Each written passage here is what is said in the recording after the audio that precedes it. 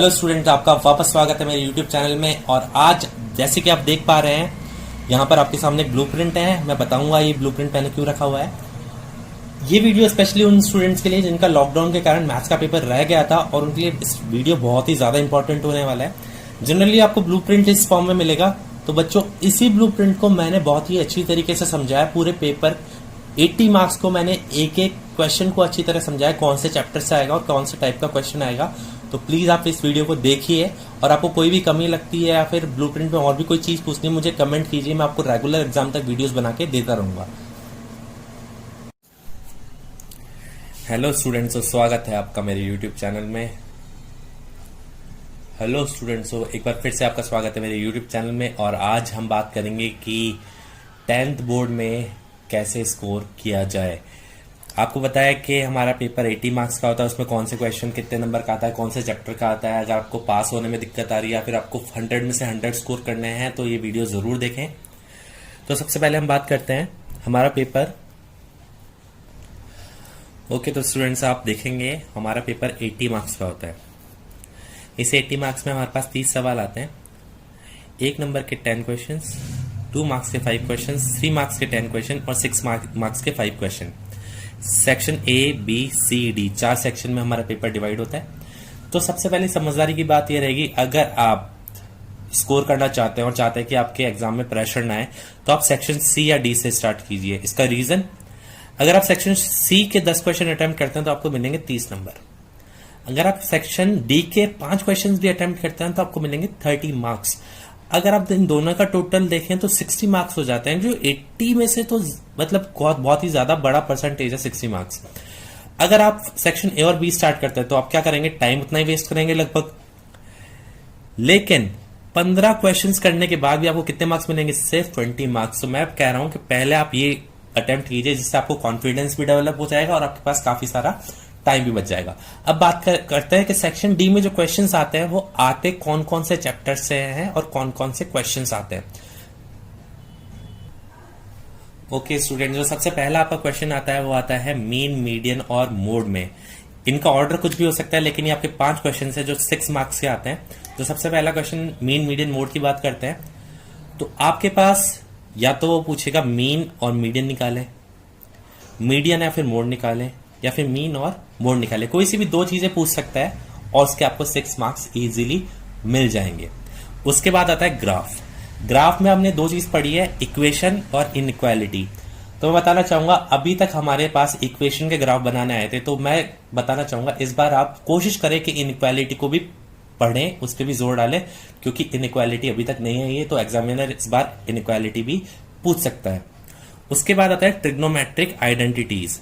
Trigonometric identities में कैसे score करना है, ये 2 इजी टॉपिक्स है, इनको पता है। बुक के अंदर से आप इसके फॉर्मूले याद कर ले और एक बार ग्राफ बनाना सीख ले तो बाकी ग्राफ सेम ही आते हैं। तो ट्रिग्नोमेट्रिक आइडेंटिटीज में से कौन सी आइडेंटिटी पढ़े और कैसे पढ़े, जो कि चैप्टर 7 में से है, तो उसका मैं तरीका आपको बताने वाला हूं अभी। उसके बाद आ जाता है सिमिलैरिटी, चैप्टर 12 और चैप्टर 13। एक्चुअली क्या है, जो 4th वाला क्वेश्चन जो है, मतलब ये जो क्वेश्चन आता है, इसमें 3 चैप्टर्स का ऑप्शन होता है और इसमें और करके 2 ऑप्शन आते हैं, मतलब अथवा में भी एक सवाल पूछा जाता है इसमें।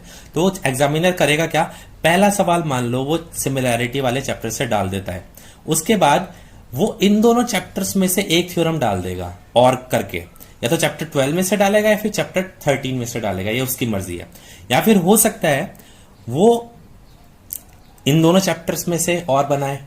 तो बेटा ये वाले सवाल में इन तीनों चैप्टर्स को पढ़ना जरूरी है, और इन तीनों चैप्टर्स में से भी सबसे मेन ये है, आप इनके बड़े बड़े जो थ्योरम्स है, स्पेशली चैप्टर 12 और 13 के, इसमें तो काफी सारे क्वेश्चंस भी बड़े बड़े हैं जो आते हैं। इसके अंदर कुछ थ्योरम्स है जिनकी बात अभी करेंगे, बुक में से बता दूंगा कौन कौन से क्वेश्चंस हैं। उसके बाद आती है बात कोऑर्डिनेट ज्योमेट्री की। बेटा इसमें से भी एक सवाल आता है और इसमें भी ऑप्शन में सवाल आ सकता है और करके, लेकिन चैप्टर चेंज नहीं होगा, चैप्टर कोऑर्डिनेट ज्योमेट्री ही रहेगा। जो भी क्वेश्चन आएगा इसी चैप्टर में से आएगा, और यह है आपका चैप्टर नंबर 9। तो बेटा ये है, जिस अगर आप इनको पढ़ जाते हो तो आप 30 में से 30 स्कोर कर लोगे सेक्शन डी में। अब बात करते हैं क्वेश्चंस कैसे आएंगे, तो उसको बहुत ही ध्यान से देखिएगा बच्चों। ओके, तो हम बात करते हैं एक्सरसाइज 7.1 की। तो देखिए इसमें टोटल मिला के जो आइडेंटिटीज हैं, यहां से अगर अपन चालू करें 3 से, तो हमारे पास पूरी 30 तक आइडेंटिटीज हैं। लगभग 27 क्वेश्चंस हैं जो कि पेपर में पूछे जा सकते हैं। क्वेश्चन 1 और 2 भी आने के चांसेस है, लेकिन इसके इतने चांसेस नहीं रहते एग्जाम में। तो हमें क्या करना है, कैसे पढ़ना है कि हम आइडेंटिटीज कर पाए, तो इसके लिए मैं अलग वीडियो बनाऊंगा कि कैसे सॉल्व की जाती है, लेकिन बहुत ही बढ़िया ट्रिक बताने वाला हूं। क्वेश्चन नंबर 3 से लेकर क्वेश्चन नंबर 18 तक एक पार्ट मान लो, और क्वेश्चन नंबर 19 से लेकर क्वेश्चन नंबर 30 तक एक पार्ट मान लो। तो होगा क्या, आप ऊपर का एक पार्ट पढ़ लीजिए या फिर नीचे का एक पार्ट पढ़ लीजिए। अगर आप दोनों में से कोई भी पढ़ लेते हैं तो आपके काफी ज्यादा चांसेस रहेंगे कि आप क्वेश्चन अटेम्प्ट कर पाएंगे। कैसे? देखो बच्चों, होता ऐसा है कि फर्स्ट और सेकंड ऐसे करके क्वेश्चन आता है। इसमें 3 मार्क्स ऊपर वाली आइडेंटिटी के मिलते हैं और 3 मार्क्स नीचे वाली आइडेंटिटी के मिलते हैं। तो 2 आइडेंटिटीज ये आ गई। हो सकता है वो और में ऑप्शन देता ही देता है, तो 2 आइडेंटिटीज और आ गई। मतलब आप क्वेश्चन सॉल्व करने जब बैठोगे तो वहां पर 4 क्वेश्चन है आपके पास। मैंने कितने बताए थे यहां पर 30 तक क्वेश्चन है, तो 30 में से 4 क्वेश्चन तो आएंगे ही आएंगे मतलब। और एग्जाम्पल्स भी आपको करना है, एग्जाम्पल्स नहीं छोड़ने। तो सबसे बढ़िया बात यह है, इसमें 4 आइडेंटिटीज आपको प्रूव करने के लिए आती है। LHS = RHS।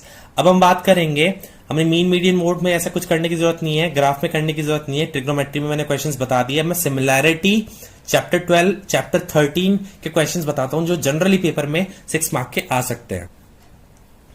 ओके बच्चों, देखिए आपके 12 चैप्टर में से, जैसे कि ये क्वेश्चन एक्सरसाइज 12.4 है, इसमें क्वेश्चन नंबर 4 हो गया, एग्जाम्पल नंबर 7 हो गया। एग्जाम्पल नंबर 7 बहुत ही ज्यादा इंपॉर्टेंट है। उसके बाद इसमें जितने भी थ्योरम्स है, थ्योरम्स कौन से, जैसे कि यहां पर है theorem 12.10, if a side of a cyclic quadrilateral is produced then the exterior angle is equal to interior opposite angle. और भी इसमें थ्योरम्स है। ये क्वेश्चन हो गया आपका, ये क्वेश्चन हो गया। इसके तो फिर भी 6 मार्क्स में आने के चांसेस नहीं है, लेकिन जैसे थ्योरम है कि सेंटर पे बनने वाला एंगल, सॉरी थोड़ा सा वीडियो में ऊपर तक नहीं आ रहा, मैं इसको एक बार ठीक से दिखाता हूं। जैसे ये क्वेश्चन आ गया, opposite angles of a cyclic quadrilateral are supplementary और देयर सम इज 180। ये क्वेश्चन हमारे लास्ट ईयर बोर्ड में पूछा गया है।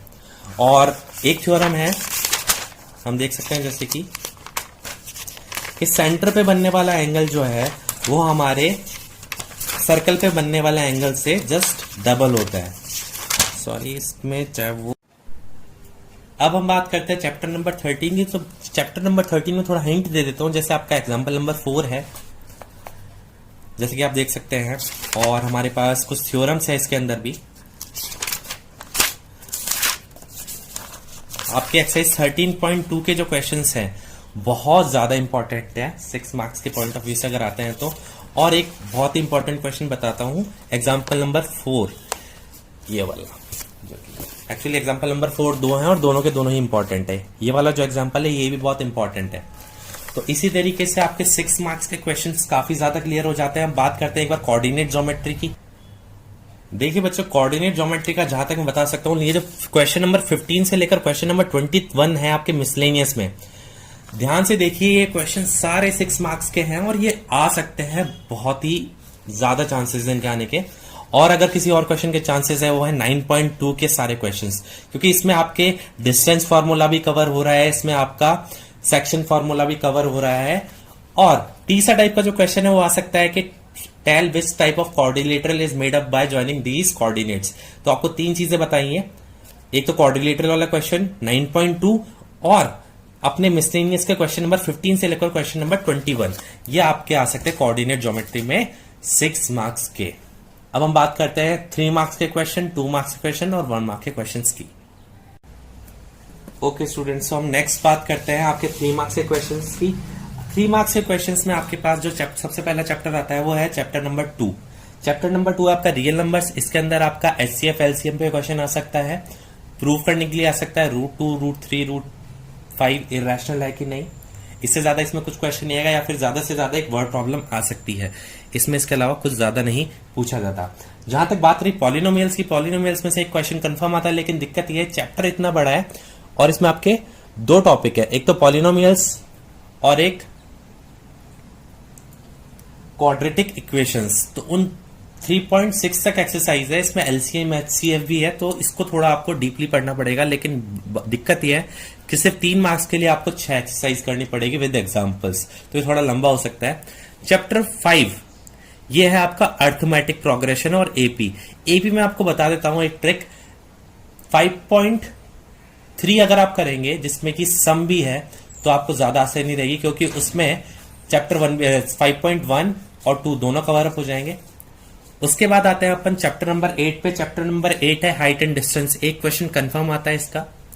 चैप्टर नंबर 10 है लोकस। लोकस के अंदर बेटा थ्योरम है और 10.2 में से ज्यादा चांसेस है एक 3 मार्क्स का क्वेश्चन आने के, 10.1 की बजाय 10.2, और उसके एग्जांपल ज्यादा इंपॉर्टेंट है। उसके बाद चैप्टर नंबर 12 और 13 में से एक क्वेश्चन आ सकते हैं, इनमें नॉर्मल क्वेश्चंस आएंगे, कोई ज्यादा डिफिकल्ट क्वेश्चन नहीं आएगा। थ्योरम्स अगर आते हैं वो 6 मार्क्स में आएंगे, अगर थ्योरम नहीं आता तो 3 मार्क्स में आएगा।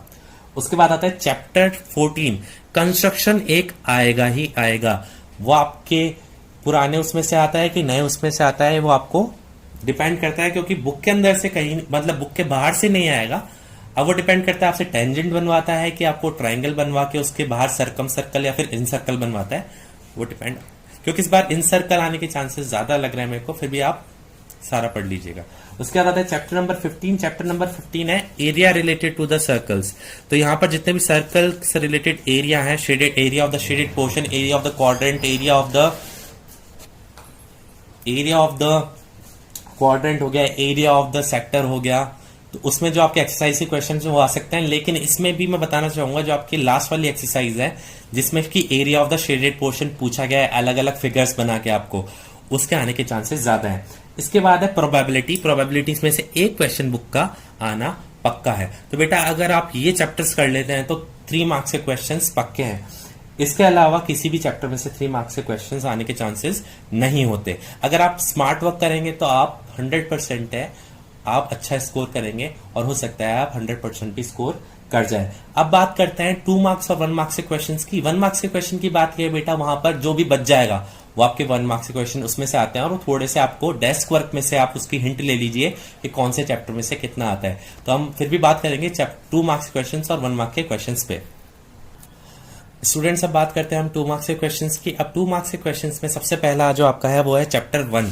चैप्टर 1 मतलब वैदिक मैथ्स। वैदिक मैथ्स में आपके यहाँ ओके स्टूडेंट्स, तो आपके अब चैप्टर 1 की बात करते हैं। चैप्टर 1 में से आता है 2 नंबर का सवाल। एक चैप्टर 1 है आपका वैदिक मैथ्स।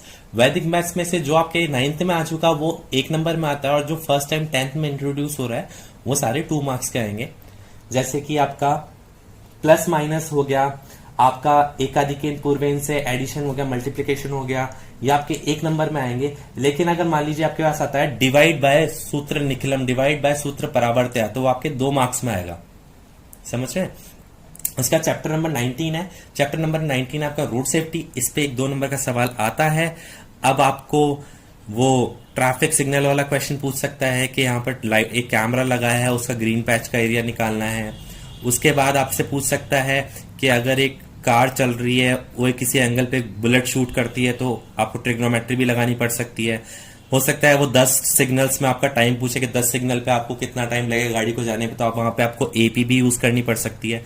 तो डिपेंड करेगा रोड सेफ्टी के आपको पीछे प्रॉब्लम्स दिए हुए हैं। उसके बाद आता है chapter 16 surface area and volume. Surface area and volumes में बेटा 2 सवाल आएंगे, और 2 सवाल किसी भी फिगर पे आ सकते हैं। हो सकता है आपके दोनों वॉल्यूम पे आ जाए, हो सकता है दोनों सरफेस एरिया पे आ जाए, लेकिन 2 सवाल आपके कंफर्म है। इसके बाद आपका जो 5th क्वेश्चन है, 2 नंबर के 5 सवाल बताए थे मैंने, 4 हो गए। जो 5th क्वेश्चन है वो मोस्ट प्रोबेबली आपके जो बच गए चैप्टर्स उनमें से मोस्ट प्रोबेबली जो सर्कल्स हैं और सर्कल एंड टेंजेंट है उनमें से आने के चांसेस ज्यादा रहते हैं, बाकी चैप्टर्स में से इतने आने के चांसेस नहीं रहते हैं। अब हम बात करते हैं जो 1 मार्क्स के क्वेश्चन है उनकी।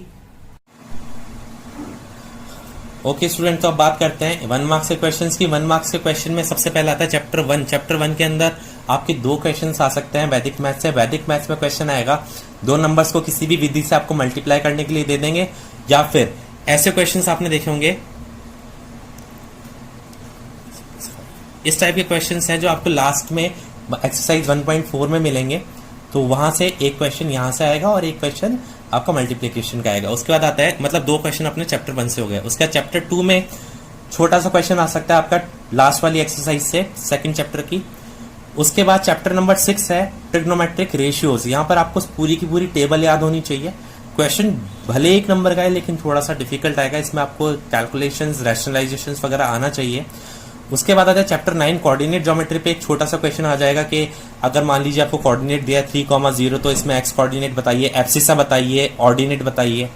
तो आपको ये वन वाले मार्क्स की क्वेश्चंस की प्रैक्टिस आपको डेस्क वर्क से करनी पड़ेगी। उसके बाद आता है अपने चैप्टर 10 पे एक क्वेश्चन आ सकता है, कंफर्म नहीं है, ये तो कंफर्म थे। चैप्टर 9 है रोड सेफ्टी, रोड सेफ्टी से एक क्वेश्चन आ सकता है। उसके बाद आता है चैप्टर 18 प्रोबेबिलिटी का एक क्वेश्चन फिक्स है। आपको ये देखना है यहाँ पर जो रोड सेफ्टी है वो आपको एपी के साथ भी आ सकती है, मतलब चैप्टर 5 के साथ भी आ सकती है। अब आप बोलेंगे सर यहाँ पर पूरे 10 के 10 क्वेश्चंस कवर अप नहीं हुए। बेटा जितने कर दिए ये तो कंफर्म है, क्योंकि 1 मार्क्स का पैटर्न हमेशा फिक्स नहीं रहता, थोड़ा सा चेंज कर देते हैं। बाकी आपके चैप्टर 13 में से या फिर चैप्टर 12 में से 1 मार्क का क्वेश्चन आ सकता है, तो इसका कोई पैटर्न फिक्स नहीं है। जितना फिक्स पैटर्न था मैंने आपको बता दिया। अब इसके साथ मैं यही कहूंगा कि अगर आपको अभी भी दिक्कत आती है तो आप जाइए डेस्क वर्क देखिए, डेस्क वर्क के अंदर जो ब्लूप्रिंट है उसको एक बार फिर से देख लीजिए। मैंने आपको काफी अच्छे से गाइड कर दिया कौन सा चैप्टर कितने मार्क्स का है, तो आप अपने कंफर्ट के हिसाब से कि कौन सा चैप्टर आपको कितने अच्छे से आता है उस हिसाब से पढ़िए, ताकि आप एग्जाम में मैक्सिमम नंबर स्कोर कर पाए। और आपको एक सीक्रेट बताता हूँ 100 मार्क्स स्कोर करने का, बुक से बाहर एक क्वेश्चन भी नहीं आता। मेरे स्टूडेंट 3 साल से 100 मार्क्स स्कोर कर रहे हैं, तो आपको सिर्फ इतना करना है कि बुक के अंदर के सारे एग्जाम्पल्स और बुक के अंदर के सारे क्वेश्चंस कर जाने हैं। बुक के बाहर जाओगे आप कुछ नहीं करोगे, खुद को कंफ्यूज करोगे। डेस्क वर्क के अंदर इतने सारे क्वेश्चंस हार्ड दिए होते हैं बेटा, एग्जामिनर जो क्वेश्चन पेपर बनाता है वो सब बच्चों को देखकर बनाता है, वो इंटेलिजेंट बच्चों के लिए नहीं बनाता। तो आपको से बुक से बाहर नहीं जाना। अगर मान लीजिए कुछ बुक से बाहर आ भी जाता है तो ज्यादा से ज्यादा आप 1 या 2 नंबर खोएंगे, लेकिन अगर आप बाहर जाके कंफ्यूज हो जाते हैं ना तो आप सीधे 10 से 12 नंबर खो सकते हैं। तो बच्चों ध्यान रखिए इसका बहुत। और अगर आपको कोई भी दिक्कत आती है तो मैं उस पर वीडियोस बनाता रहूंगा, आप कमेंट करके बनाइए कि सर हमको इस चीज का वीडियो चाहिए। और ध्यान रखिएगा आपके पास 10 दिन बचे, 10 दिन भी नहीं रहे तो आप है ना अपने अकॉर्डिंग, ब्लूप्रिंट के अकॉर्डिंग आप देख लीजिए आपको किसको कितना टाइम देना है, और मैथ्स के पेपर के लिए अच्छे से तैयारी कर लीजिए। और लास्ट में ही कहना चाहूंगा बच्चों, बेस्ट ऑफ लक। मैं आपको ऐसे ही सपोर्ट करता रहूंगा, और आपको कोई भी दिक्कत हो प्लीज कमेंट कीजिए, मैं उस पर पक्का वीडियो बनाऊंगा। Thank you so much.